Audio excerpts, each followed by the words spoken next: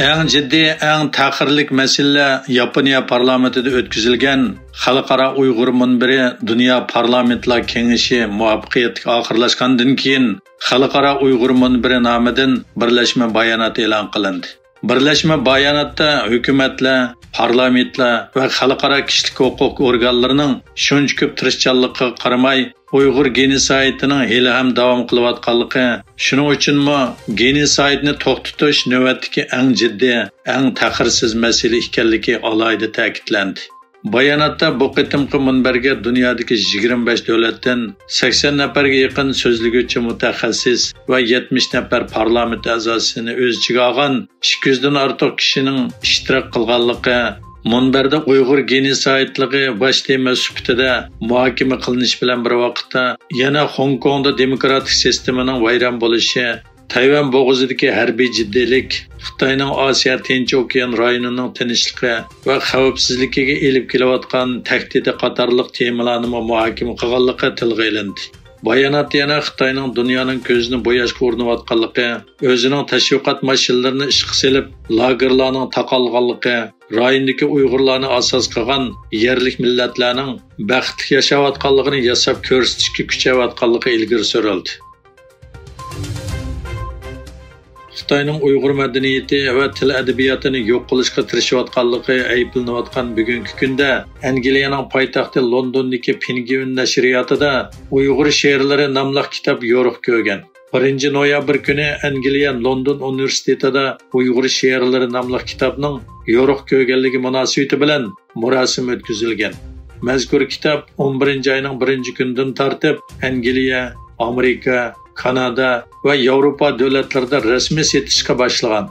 Mazkur kitob Londondagi Uyg'ur ziyolisi Isa Alkun tarafidan nashrga tayyorlangan bo'lib, marosimga Penguin nashriyotining mas'ullari, angliyalik adabiyotchilar, shoirlar, muxbirlar va Uyg'ur ziyolilaridan bo'lib 200 atrofida kishi ishtirok qilgan. Xitoy bilan Qozog'istonning o'zaro viza kechirim qilish kelishimi 10 noyabrdan boshlab rasmiy yo'lga qo'yiladi ekan. Ko'zatuvchilar Xitoyning Sharq Turkiston xalqiga farqli muomala qilayotganligini yo'lga qo'ymoqchi bo'lgan viza kechirim qilish kelishimidan yanada birinchi bo'lib Xitoylarning foydalanganligini, Sharq Turkistondagi qozoqlar bo'libmi Uyg'urlarning yanada davomli cheklama va kontrollik ichida turadiganligini va ularga pasport bejirishdan boshlab har xil qiyinchilik tug'dirilganligini bildirishmoqda. İsrail armiyasining G'azzoning g'arbidagi Nasrballah doktorxonasining kirish eg'izini bombardimon qilganligi, hujumda qazo qilgan va yaralanganligi xabar qilindi. Tunugun İsrail armiyasi yardorlarni Shifo doktorxonasidan Rafa chegara eg'iziga elib mangan qutqizish mashinalarini bombardimon qilgan bo'lib, nurg'un odam qazo qilgan va yaralangan edi. Bugun atganda İsrail G'azzoning g'arbidagi Nasrballah doktorxonasini nishonladi. Şuna bilan birga Isroil butun kechada G'azzoning shimoli va janubidagi o'xshamagan shaharlarga quruqlik va havo hujumini davomlashtirdi. Egilishicha Xitoy armiyasiga tava bir urush aeroplani Janubiy dengizdagi Kanada harbiy tikuchar aeroplanining oldi tarafiga qaratib o'q chiqargan. Kanada Xanjamati dengiz armiyasining Ottawa qo'g'dug'uchi paraxtida vazifa o'tayotgan mayor Rob Millin CNNga vaqa to'g'risida mundaq degan.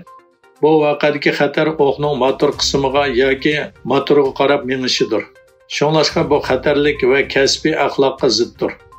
Millin Xitoy havo armiyasiga tava J-11 tipli kurashchi aeroplanning ilgari Kanada tikuchar aeroplaniga yo'liqqanligini ko'rsatib, boshqa davlatlar armiyasining mushuninga o'xshash voqealarni boshdan kechirganligini aytgan. Pokistonning Balochiston o'lkasida 2 joyda bomba hujumi yuz berib, nurg'un kishi qazo qildi. Guadar shahridagi 2 ayrim harbiy mashinaga qilingan hujumda 14 odam hayotidan ayrildi. Xayber Paxtunxo o'lkasida yuz bergan hujumda 5 fuqaro hayotidan ayrildi. Nurg'un kishi yaralandi.